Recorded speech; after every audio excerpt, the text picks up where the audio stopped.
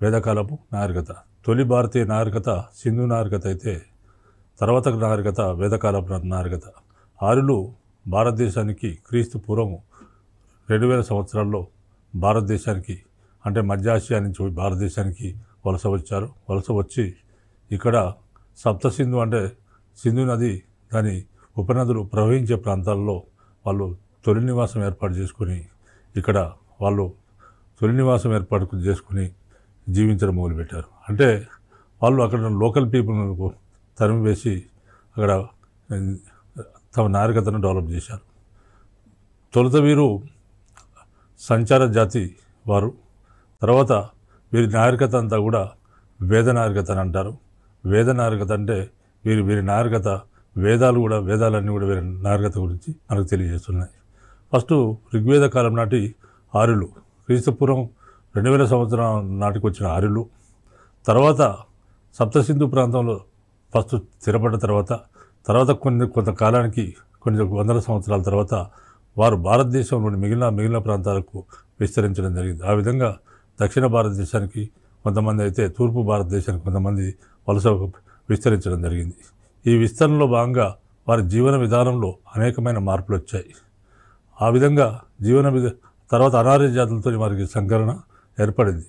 తర్వాత ఈ విధంగా ఆర్యులు అంటే ఋగ్వేదం అంటే మొత్తం 4 వేదాల్లో ఋగ్వేదం, యజుర్వేదం, సమవేదం అండ్ అధర్వణ వేదం. ఋగ్వేదము తొలి ఆర్యుల జీవన విధానాన్ని గురించి మనకు తెలియజేస్తుంది. తర్వాత మలివేద కాలం అంటే మిగిలిన 3 వేదాలు మిగిలిన వాళ్ళ విస్తరణ క్రమాన్ని మనకు తెలియజేస్తాయి. ఈ విధంగా వేద నాగరికత అనేది ఒక ఇంపార్టెంట్. అంటే ఈ విధంగా తొలి వేద నాగరికత, మలివేద నాగరికత అని అంటారు. ఆ విధంగా ఆర్యులు మిగతా ప్రాంతాలకు విస్తరించిన క్రమంలో దాన్ని మలివేద నాగరికతగా మనం భావించవచ్చు. తర్వాత వేద నాగరికత గురించి నా టాపిక్ ఈరోజు నేను ఎక్స్ప్లెయిన్ చేస్తాను. ఫస్ట్ గ్రూప్ 1 ప్రిలిమినరీలో ఎలాంటి ప్రశ్నలు వచ్చే అవకాశం ఉంది అని అంటే, ఋగ్వేద కాలం నాటి జీవన విధానము ఎక్కువగా ఏ విధంగా ఉండేదంటే వాళ్ళ జీవన విధానము గ్రామీణ యుతం. అంటే గ్రామాల్లో మాత్రమే వాళ్ళు ఉండేవారు. అంటే మన సింధు నాగరికత కాలంలో కేవలం అది పట్టణ నాగరికత అయితే, ఋగ్వేద కాలం నాటి జీవనము ఎక్కువ గ్రామీణ యుతం. తర్వాత 4 ఆల్టర్నేటివ్స్ ఇస్తారు. గ్రామీణ యుతం అనేది ఆన్సర్ అవుతుంది. తర్వాత ఆర్య అనే పదము ఏ భాషకు చెందినది అనేది మరొక క్వశ్చన్. ఆర్య అనే పదము ఏ భాషకు చెందినది మరొక క్వశ్చన్. దీన్ని ఆల్టర్నేటివ్స్ ఇస్తారు. ప్రాకృతము, సంస్కృతము, తెలుగు, తర్వాత ఇట్లా బ్రహ్మి, ఇట్లా ఆల్టర్నేటివ్స్ ఇచ్చినప్పుడు ఆర్య అనే పదము సంస్కృత భాషకు చెందిందని మనం చెప్పవచ్చు. తర్వాత నిష్కము అనగా నాణెం. ఆనాటి నాణెం పేరు, ఆర్యుల కాలం నాటి నాణెం పేరు నిష్కమని అంటారు. తర్వాత మరొక ప్రశ్న, భూమిని దున్నడం, విత్తడం, కోయడం, చెరగడం వంటి ఆ దశలు ఎక్కడ పేర్కొనబడ్డాయి? భూమిని దున్నడం, విత్తడం, కోయడం, చెరగడం వంటి ఆ దశలు ఎక్కడ పేర్కొనబడ్డాయి అంటే శతపథ బ్రాహ్మణంలో పేర్కొనబడ్డాయి. తర్వాత మరో క్వశ్చన్, విహి అనగా వరి. వరిని వాళ్ళు విహి అనేవారు. విహి అనగా వరి. తర్వాత నాగలి దేవతగా కీర్తించబడేది ఎవరంటే సీత. నాగలి దేవతగా సీతను వాళ్ళు కీర్తించేవారు. నాగలి దేవతగా కీర్తించబడేది సీత. తర్వాత మరో క్వశ్చన్, త్రైవిద్య అనగా వేద విద్య. ఈ విధంగా ప్రతి దానికి కూడా 4 ఆల్టర్నేటివ్స్ ఇస్తారు. దాంట్లో మనం కరెక్ట్ ఆన్సర్ గుర్తించాల్సి ఉంటుంది. త్రైవిద్య అనగా వేద విద్య. తర్వాత మరో క్వశ్చన్, అణువు ప్రపంచానికి పదార్థమని వివరించింది అంటే ఎక్కడ వివరించారంటే వైశేషిక దర్శనంలో వివరించారు. అణువు ప్రపంచానికి పదార్థమని వివరించింది వైశేషిక దర్శనంలో. తర్వాత మరొక ప్రశ్న, వర్ణ వ్యవస్థ ప్రస్తావనతో మొదటిసారి ఎక్కడ ప్రస్తావించబడింది? వర్ణ వ్యవస్థ ప్రస్తావన మొదటిసారిగా ఎక్కడ ప్రస్తావించబడింది? వర్ణ వ్యవస్థ గురించి మొదటిసారి ఎక్కడ ప్రస్తావించబడింది అంటే పురుష సూక్తంలో ప్రస్తావించబడింది. ఇవి మనకు ప్రిలిమినరీలో వచ్చే కొన్ని ముఖ్యమైన ప్రశ్నల గురించి నేను చెప్పడం జరిగింది. ఇప్పుడు గ్రూప్ 1 మెయిన్స్లో ఉండే సెకండ్ పేపర్లో ఉండే భారతదేశ చరిత్ర, సంస్కృతి, భారతదేశ చరిత్ర గురించి మెయిన్స్లో వచ్చే సమాచారం గురించి నేను ఇప్పుడు వివరిస్తాను. ఇక్కడ వేద నాగరికత కాలం నాటి ఆర్థిక సామాజిక పరిస్థితులను వివరించండి. వేద నాగరికత కాలం నాటి ఆర్థిక సామాజిక పరిస్థితులు వివరించండి అనే ప్రశ్న అడిగినప్పుడు మనము ఎలా రాయాలంటే ముందు ఇంట్రడక్షన్ ఇవ్వాలి. అదేంటంటే ఆర్యుల ఆగమనంతో భారతదేశంలో చారిత్రక యుగం ప్రారంభమైంది. ఆర్య సంస్కృతి పూర్తిగా విదేశీ జనితమైంది. వాళ్ళు విదేశాల నుంచి వచ్చారు కాబట్టి అది విదేశీ జనితమైంది. ఆర్యుల ఆగమనంతో భారతదేశంలో చారిత్రక యుగం ప్రారంభమైంది. ఆర్య సంస్కృతి విదేశీ జనితమైంది. ఆర్యులు ఇండో యూరోపియన్ భాషా కుటుంబానికి చెందినవారై మధ్య ఆసియా పారసీక దేశాల నుంచి కాలక్రమేణా భారతదేశానికి వలస రావడం జరిగింది. తర్వాత వీరి నాగరికత పూర్తిగా గ్రామీణ వ్యవస్థకు సంబంధించిన నాగరికత. వీరి నాగరికత గ్రామీణ వ్యవస్థ జీవనం మీద ఆధారపడింది. వీరి నాగరికత గ్రామీణ వ్యవస్థ జీవనం మీద ఆధారపడింది. తర్వాత అంతకుముందు సంచార జీవులుగా ఉన్న వీరు భారతదేశానికి వచ్చిన తర్వాత ఇక్కడ వ్యవసాయం చేపట్టి స్థిర జీవితానికి అలవాటు పడ్డారు. కొంతకాలం తర్వాత వీరు భారతదేశంలోని మిగిలిన ప్రాంతాలకు విస్తరించినప్పుడు వీరి జీవన విధానంలో మార్పు వచ్చింది అనేది ఇది మన ఇంట్రడక్షన్లో వస్తుంది. ఇంతవరకు మనం ఇంట్రడక్షన్ తీసుకున్న తర్వాత మనం అసలు మ్యాటర్లోకి వెళ్తే ఏంటంటే అసలు మ్యాటర్లోకి వెళ్ళాలి. ఆర్యులు ఆ విధంగా ఆర్యులు మరి రాజకీయ వ్యవస్థ ఏ విధంగా ఉండేదంటే ఆర్యులు ప్రతి గుంపులుగా ఉండేవారు. వారు ఆ గుంపుకు వాళ్ళందరూ కలిసి ఒకరిని రాజుగా ఎన్నుకునేవారు. ఆ రాజు యొక్క ముఖ్య బాధ్యత ఏంటంటే గుంపు ప్రజారక్షణ ఆ రాజు యొక్క ముఖ్య బాధ్యత. ఆ రాజుకు ప్రజారక్షణ చేసినందుకు ప్రజలు బలి అనే పన్ను చెల్లించేవారు. తర్వాత ప్రజాభిప్రాయాన్ని ప్రతిబింబించడానికి ఇక్కడ 2 సభలు ఉండేవి. అవేంటంటే సభ, సమితి. సభలోనో మేధావులు పెద్దవాళ్ళందరూ సభలో సభ్యులుగా ఉంటే రాజ్యంలోని మిగతా కామన్ పీపుల్ సమితిలో సభ్యులుగా ఉండేవారు. రాజు ఏదైనా నిర్ణయం చేయాలంటే సభా సమితికి చెప్పి చేయాల్సి ఉంటుంది. సభా సమితికి అనుమతి తీసుకోవాల్సి ఉంటుంది. కాబట్టి ఇట్లా రాజరిక వ్యవస్థ కాలంలో ఉండేది. తర్వాత మనకు ఈ ప్రశ్నలో ముఖ్యమైనది ఆర్థిక వ్యవస్థ, సామాజిక వ్యవస్థ. కాబట్టి ఋగ్వేద ఆర్యులు ప్రధానంగా గ్రామీణ జీవితాన్ని గడిపారు. వాళ్ళ ముఖ్య వృత్తులు ఏంటంటే వ్యవసాయం చేసేవారు. తర్వాత పశుపాలన చేసేవారు. పశుపాలన అంటే ఆవులను పరిరక్షించుకునేవారు. వారి యొక్క పశు సంపద ఏంటంటే ఆవులను కాపాడుకునేవారు. మరి వ్యవసాయము, పశుపాలన ప్రధాన వృత్తులుగా ఉండేవి. తర్వాత అడవులను నరికి పంట పొలాలను ఆక్రమించారు. అడవులను నరికి నూతన పంట పొలాలను వెలుగులోకి తెచ్చారు. తర్వాత అడవులను ఛేదించి పంట పొలాలుగా మార్చిన ఆర్యులు ఇతోధికంగా వ్యవసాయాభివృద్ధికి వాళ్ళు కారకులు కావడం జరిగింది. తర్వాత గ్రామాల్లో పంట పొలాలు కుటుంబ పరంగా ఉండేవి. ఒక్కొక్క కుటుంబానికి ఇన్ని పంట పొలాలని ప్రతి గ్రామంలో కుటుంబ పరంగా పంట పొలాలు ఉండేవి. పచ్చిక బీళ్లు మాత్రము గ్రామస్తుల ఉమ్మడిగా అనుభవించేవారు. దాంట్లో ఉన్న పచ్చిక బీళ్లు మాత్రం కామన్గా వారు ఉపయోగించుకునేవారు. పొలాల చుట్టూ గట్లు, కంచెలు ఏర్పాటు చేసుకున్నారు.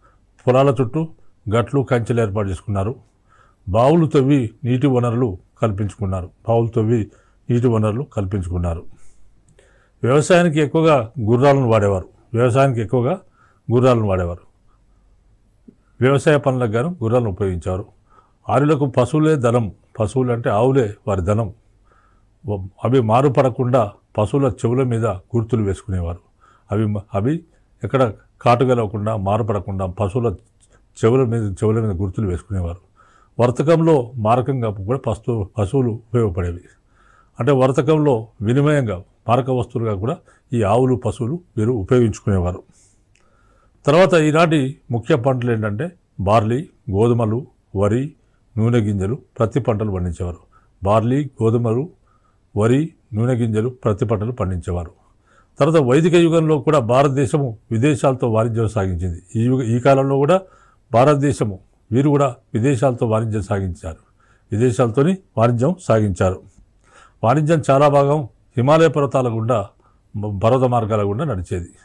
అంటే ఈ వాణిజ్యం ఆ కాలంలో ఈ రవాణా సదుపాయాలు, రోడ్లు లేవు కాబట్టి ఆ కాలంలో చాలా భాగం హిమాలయ పర్వత మార్గాల గుండా విదేశీ వాణిజ్యం జరిగేది. తర్వాత నౌకా వాణిజ్యం కూడా ఉండేది. సముద్రంలో నౌకల ద్వారా కూడా వాణిజ్యం, ఇతర దేశాలకు వాణిజ్యం జరుగుతుండేది. ఈ వాణిజ్యం అనేది చాలా వరకు వని అనే జాతి వారు వాణిజ్యం సాగించారు. వని అనేది అంటే వాణిజ్యం చేయడానికి ఒక ప్రత్యేక జాతి ఉంది. అదేంటంటే వని అనే జాతి వారు వాణిజ్యం సాగించడం జరిగింది. వని అనే జాతి వారు వీరు అనార్య జాతుల్లోని వారుగా కనిపిస్తారు. వని అనే జాతి వారు ఆర్య తెగలోని వారు కాదు.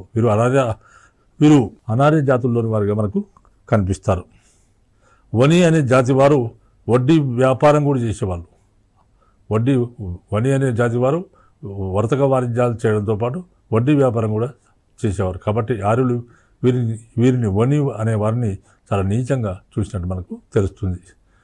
తర్వాత వ్యవసాయం వాణిజ్యాలతో పాటు సామాజిక జీవిత అవసరాలను తీర్చడానికి వివిధ వృత్తులు ఉండేవి. వ్యవసాయము వాణిజ్యాలతో పాటు సామాజిక జీవిత వివిధ వృత్తులు చేసుకునేవారు సమాజంలో ఉండేవారు. అది ఏంటంటే వివిధ వృత్తులు ఏంటంటే పశుగణాభివృద్ధి అంటే పశువులను పెంచేవారు ఒక వృత్తి, చేపల పెంపకం చేసేవారు ఒక వృత్తి, కమ్మరి పని చేసేవారు ఒక వృత్తి, వడ్రంగము, తోళ్లను శుద్ధి చేయడము, ఇవన్నీ సర్వసాధారణ వృత్తులు. కమ్మరి పని వాళ్ళు కొత్తగా కనిపెట్టబడ్డ ఇనుముతో పనిముట్లు తయారు చేసేవారు. కమ్మరి పని వాళ్ళు కొత్తగా కనిపెట్టబడ్డ ఇనుముతో పనిముట్లు తయారు చేసేవారు. ఇనుము వాడకము ఆర్యుల జీవితాన్ని సునాయాసపరిచింది. ఇనుము వాడకం అంటే ఇనుము క్రీస్తుపూర్వం 600 సంవత్సరాల్లో ఇనుము వాడకం అమల్లోకి వచ్చింది. ఈ ఇనుము వాడకం అనేది ఆర్యుల జీవితాన్ని చాలా సునాయాసపరిచింది, ఈజీగా చేసింది. ఎందుకంటే సింధు నాగరికత ప్రజలకు ఇనుము తెలియదు, కానీ ఆర్యుల కాలం నాటికి ఇనుము కనిపెట్టబడింది. కాబట్టి ఇనుము వాడకం ఆర్యుల జీవితాన్ని చాలా ఈజీ లైఫ్ని చేసి సునాయాసపరిచింది. ఇనుము చాలా కఠినమైన గట్టి లోహం కావడంతో పనిముట్లు ఆయుధాల తయారీకి రాగి కన్నా కంచు కన్నా ఎక్కువగా ఇనుము అనుకూలంగా ఉండేది. తర్వాత నూలు బట్టలు నేయడాన్ని స్త్రీలే ఎక్కువగా నిర్వహించేవారు. బట్టలు నేయడాన్ని నూలు బట్టలు ఎక్కువ స్త్రీలే నిర్వహించేవారు. తమ భూముల సేద్యానికి ఇతరులను వినియోగించే శక్తిగల ధనవంతులైన భూస్వాములు వ్యాపారాన్ని చేపట్టడం ఈ కాలం నాటి ముఖ్య గమనించదగ్గ విషయం. తమ భూముల సేద్యానికి ఆనాటి భూస్వాములు ఎవరైతే ధనవంతులు భూస్వాములు ఉంటారో వీరు తమ భూములను సేద్యం చేయడానికి ఇతరులను వినియోగించే వారు ఉండేవారు. వారి వ్యాపారం చేపట్టడం ఈ కాలం నాటి ముఖ్య అంశం. వ్యాపారం ప్రధానంగా స్థానిక ప్రాంతాలకు పరిమితమైంది. వస్తు మార్పిడి విధానం క్రమంగా తొలగిపోతూ దాని స్థానంలో నిష్క, శతమాన, కృష్ణాలు అనే బంగార మారక యూనిట్లు వాడుకలోకి. ఇవన్నీ నాణ్యాలు. అంటే వీరు అంతకుముందు వస్తు మార్పిడి విధానం ఉండేది. ఒక వస్తువు ఇస్తే దానికి మారుగా ఇంకో వస్తువును ఇచ్చేవారు. ఆ విధంగా ఆ విధానం క్రమంగా తొలగిపోయింది.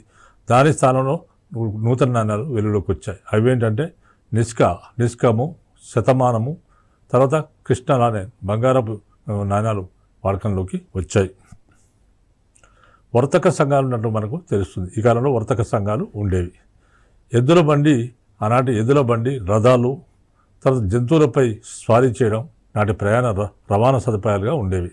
ఎద్దుల బండి ప్రధానమైనది, తర్వాత రథాలు ఉండేవి, తర్వాత జంతువులపై స్వారీ చేయడము నాటి ప్రయాణ రవాణా సదుపాయాలుగా వీళ్ళు ఉపయోగించుకునేవారు. ఇవన్నీ ఆర్థిక పరిస్థితులు. మళ్ళీ సాంఘిక పరిస్థితుల విషయానికి వస్తే ఆర్యుల కాలంలో సమాజము పితృస్వామ్య వ్యవస్థపై నిర్మించబడింది. తర్వాత కుటుంబ పెద్దగా తండ్రికి సర్వాధికారాలు ఉండేవి. ఆర్యుల కాలంలో సమాజము పితృస్వామ్య వ్యవస్థపై ఆధారపడింది. తర్వాత కుటుంబ పెద్దగా ఎవరుండేవారంటే తండ్రికి సర్వాధికారాలు ఉండేవి. దీనికి తగ్గట్లుగానే ఇతన్ని గృహపతి అని పిలిచేవారు. తండ్రిని ఏమని పిలిచేవారంటే గృహపతి అని పిలిచేవారు. పితృస్వామ్య వ్యవస్థ అంటే కుటుంబానికి తండ్రి పెద్దగా ఉన్న వ్యవస్థను కుటుంబ పెద్ద తండ్రిగా ఉన్నప్పుడు దాన్ని పితృస్వామ్య వ్యవస్థ అని అంటారు. కుటుంబ పెద్దగా తండ్రికి సర్వాధికారాలు ఆ ఇంట్లో ఉండేవి. దీనికి తగ్గినట్లుగానే ఇతనిని గృహపతి అని పిలిచేవారు. దీనికి తగ్గట్లుగానే ఇతన్ని గృహపతి అని పిలిచేవారు. సమాజంలో స్త్రీల హోదా పురుషులతో పోలిస్తే క్రమంగా తగ్గుతూ వచ్చింది. ఆస్తి హక్కు లేకపోవడము, తరచూ ఆరితెగల మధ్య యుద్ధాలు జరుగుతుండడం వల్ల వాటిలో పాల్గొనగలిగే మగపిల్లల జనాన్ని వారు కోరుకునేవారు. ఇప్పుడు ఈ కాలంలో స్త్రీలకు పురుషులతో పోలిస్తే స్త్రీల హోదా క్రమంగా తగ్గుతూ వచ్చింది. ఎందుకంటే వారికి ఆస్తి హక్కు లేదు.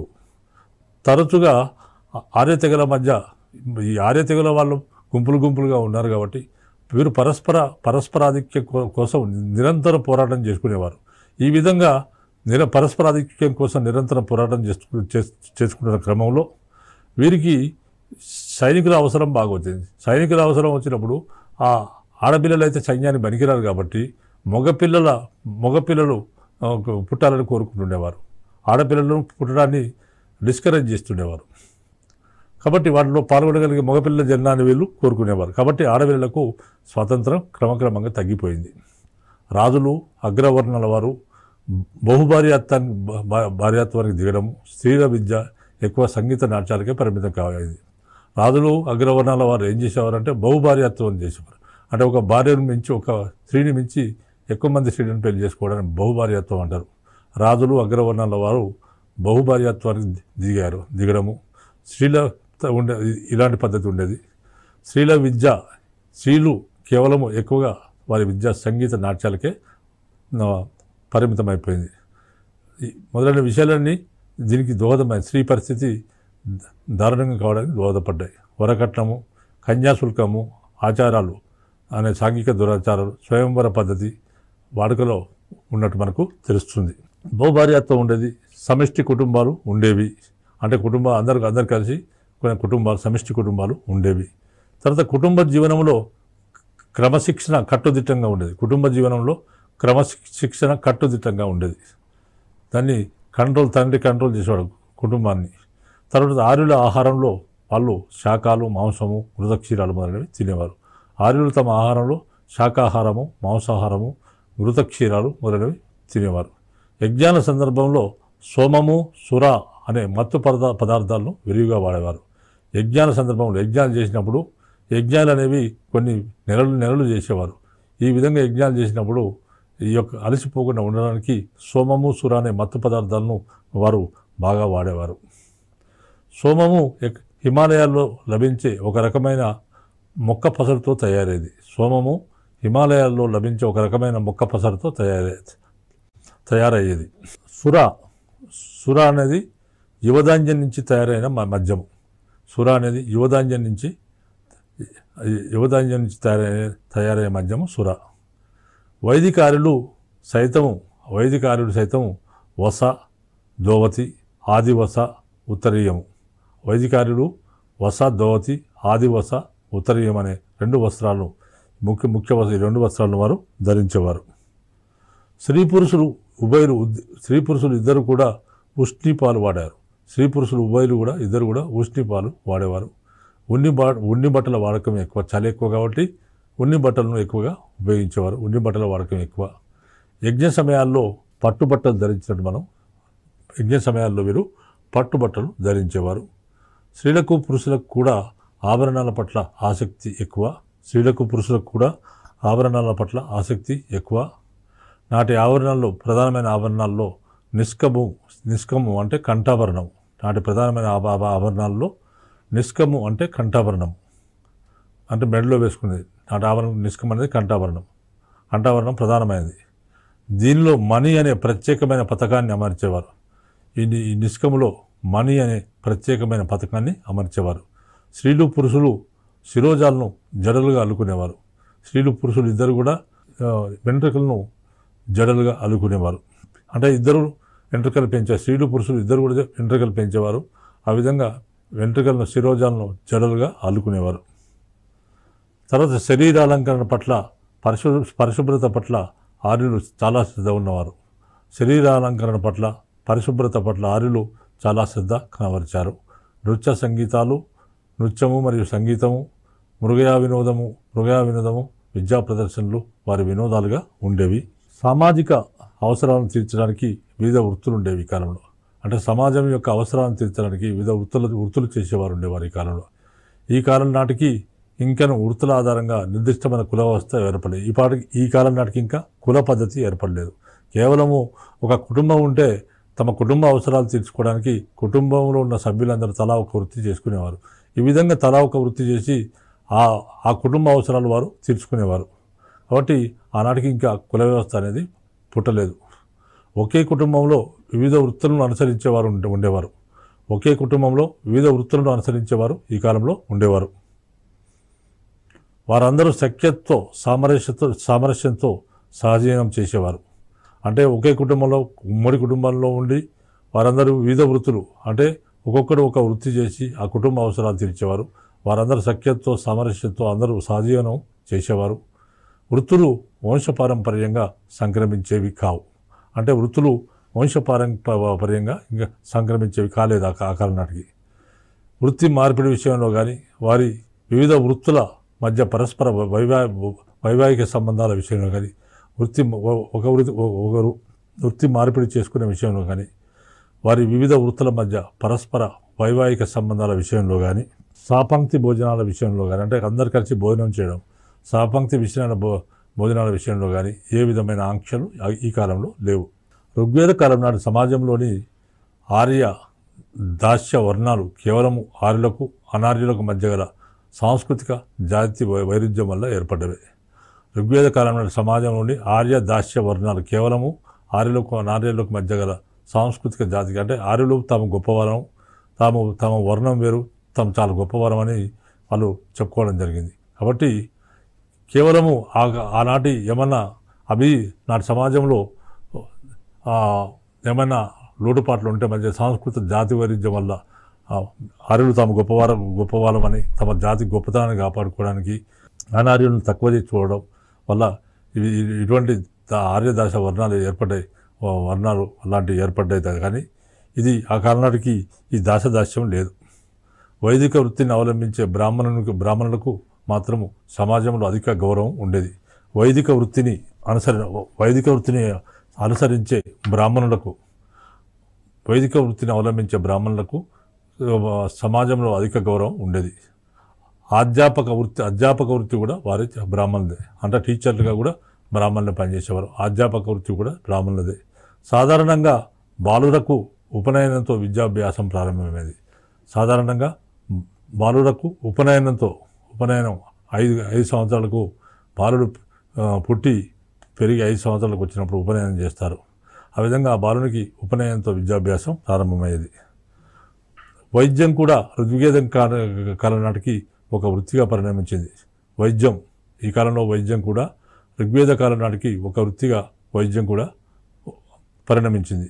ఆర్యులు శస్త్రచికిత్సలో కూడా కొంత ప్రావీణ్యం సంపాదించారు. అంటే వైద్యం కూడా ఈ కాలంలో ఉండేది, ఒక వృత్తిగా ఉండేది. ఆర్యులు శస్త్రచికిత్సలో కూడా కొంత ప్రావీణ్యం సంపాదించారు. తర్వాత ఋగ్వేద మతం అనేది నిరాడంబరమైన ప్రకృతి ఆరాధన విధానం. ఋగ్వేద మతము నిరాడంబరమైన ప్రకృతి ఆరాధన విధానం.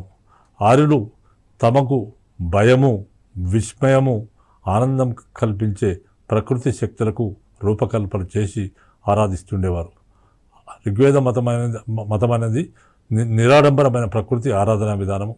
ఆర్యులు తమకు భయము, విస్మయము, ఆనందం కల్పించే ప్రకృతి శక్తులకు రూపకల్పన చేసి ఆ ప్రకృతి శక్తులను వారు ఆరాధిస్తుండేవారు. యుద్ధాల్లో విజయాన్ని ఇవ్వడం కొరకు ఇంద్రుడిని పూజించారు. వీరి యుద్ధ దేవత ఇంద్రుడిని నిరంతరం కోరుకునేవారు. తమ పిల్లలను, తమ పశువులను శత్రువుల బారి నుంచి రక్షించమని ఇంద్రుడిని నిరంతరం కోరుకునేవారు. వారి యుద్ధ దేవత ఇంద్రుడు. పంటలకు కావలసిన వర్షాన్ని ఇవ్వమని వర్ణదేవతను కోరేవారు. పంటలకు కావలసిన వర్షాన్ని ఇవ్వమని వర్ణదేవతను కోరుకునేవారు. మొక్కలను కాపాడడానికై సోమదేవత మొక్కలను వాళ్ళ మొక్కలను కాపాడడానికై సోమదేవునికి పూజించేవారు. పశువుల రక్షణకై వాళ్ళ పశువులను రక్షించమని పుష్ని అనే దేవతను పూజించేవారు. తర్వాత యజ్ఞయాగాది ఫలాలను పొందడానికి అగ్నిదేవతను పూజించేవారు. అంటే యజ్ఞయాగాది ఫలాలను అగ్నిదేవుని పూజించేవారు.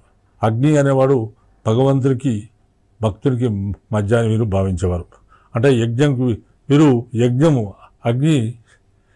అగ్ని భగవంతునికి మానవునికి మధ్య ఉండి భగవంతుడు సమర్పించే పదార్థాలన్నీ కూడా మానవుడు సమర్పించే పదార్థాలన్నీ కూడా నైవేద్యంగా సమర్పించే దేవునికి నైవేద్యంగా సమర్పించే పదార్థాలను కూడా అగ్ని దేవునికి తీసుకుపోయి ఇస్తాడని వీరి నమ్మకం, మధ్యవర్తిగా వీరి నమ్మకం ఉండేది.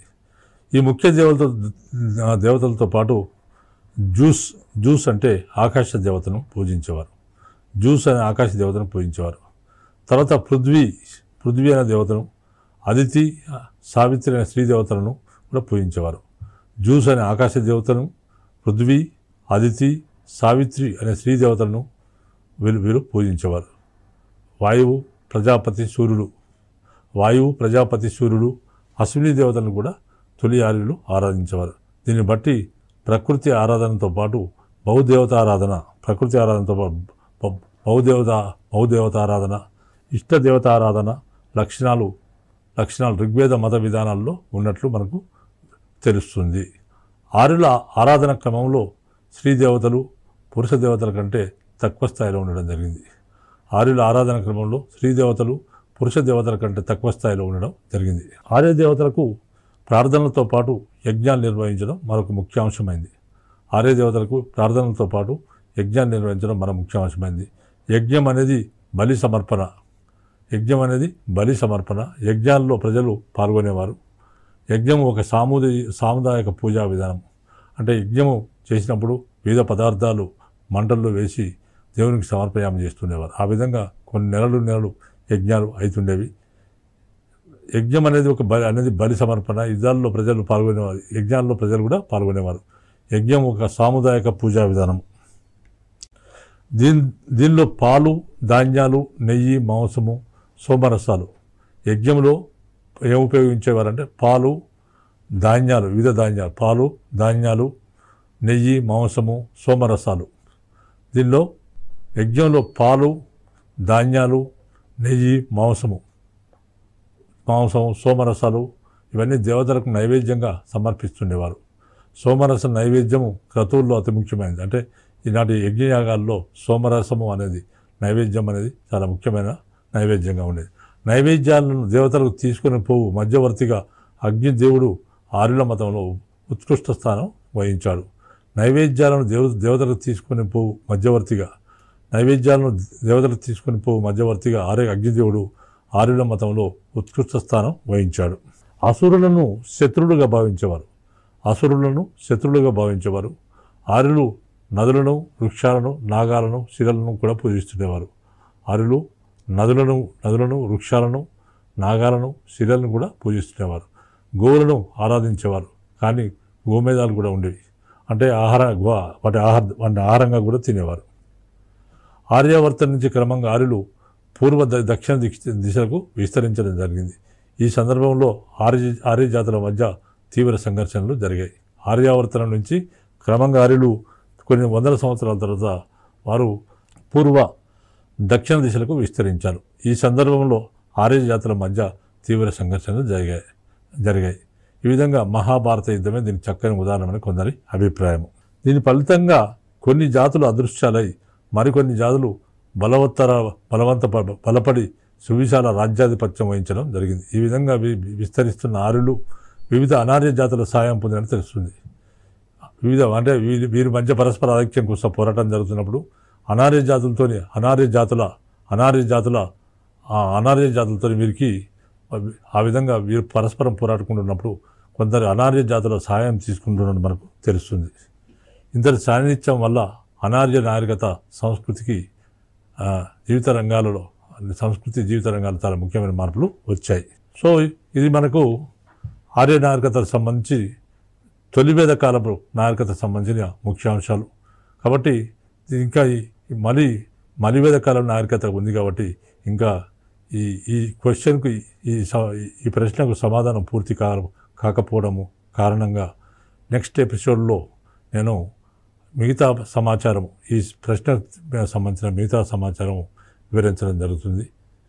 కాబట్టి ఇంతటితో ముగిస్తున్నాను.